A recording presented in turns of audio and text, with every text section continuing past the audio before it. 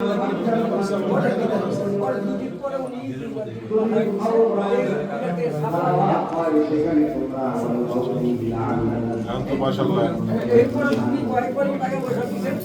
নেত্রী, তিনবারের প্রধানমন্ত্রী দেশনেত্রী বেগম খালেদা জিয়া, যিনি নিজের জীবনটা উৎসর্গ করেছেন বাংলাদেশের মানুষের জন্য।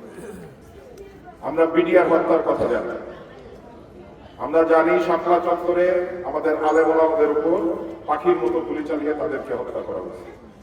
তিনটি গণহত্যা চালিয়েছিল এই হাসিনা। আল্লাহর হুকুম ছাড়া কিছুই হয় না এবং আল্লাহ সীমা লঙ্ঘনকারীকে পছন্দ করে না। সেই জিনিসটা আমাদের সকলকে খেয়াল রাখতে হবে। এছাড়াও আমি বলতে চাই যে আমাদের গাজীপুরের মাটি ও মানুষের নেতা, আপনাদের প্রিয় নেতা আমার মরহুমকৃত অধ্যাপক মান্নান সাহেব, যাকে আপনারা বাংলাদেশের সর্বোচ্চ ভোটে নির্বাচিত করে এমপি বানিয়েছিলেন এবং তৎকালীন প্রধানমন্ত্রী দেশনেত্রী বেগম খালেদা জিয়া বাংলাদেশে গাজীপুরের মানুষকে তার মন্ত্রিত্ব উপহার দিয়েছিলেন। আল্লাহ ওনাকে সুযোগ দিয়েছেন আপনাদের সেবা করার জন্য, যতটুকু পেরেছেন করেছেন। আপনাদের ভালোবাসায় সিক্ত হয়ে উনি এই পৃথিবীতে আজ নেই, কিন্তু চেষ্টা করেছেন গাজীপুরের মানুষের জন্য কাজ করার জন্য, ভাগ্য উন্নয়নের জন্য কাজ করছেন।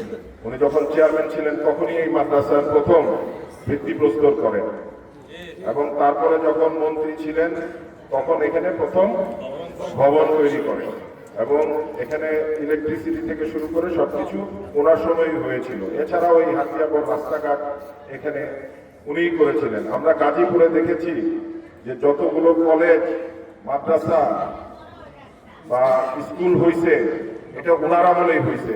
এই গত 15 বছরে আওয়ামী লীগের এই এতগুলো মন্ত্রী ছিল, এমপি ছিল, কিচ্ছু করে নাই, শুধু লুটপাট করছে। কোন প্রতিষ্ঠান, শিক্ষা প্রতিষ্ঠান তারা করে না। বাংলাদেশের শিক্ষা ব্যবস্থাকে ধ্বংস করে দিচ্ছে। যেভাবে গাজীপুরে লুটপাট করছে, সারা বাংলাদেশের জনগণের টাকা লুটপাট করে 28 লক্ষ কোটি টাকা তারা লুটপাট করে নিয়ে গেছে। আমরা আমাদের সকলের কিছু দায়িত্ব আছে। আমাদের হুজুর বললেন যে এই যে ফ্যাসিবাদ দোসররা কিন্তু এখনো রয়ে গেছে, এরা যেন মাথা চারা দিতে না পারে, সেই জন্য আমাদের সকলকে কিন্তু ঐক্যবদ্ধ থাকতে হবে, আমাদেরকে একসাথে কাজ করতে হবে। সুতরাং সামনে একটি সুষ্ঠু নির্বাচন হলে সেই নির্বাচনে আমাদের জনগণকে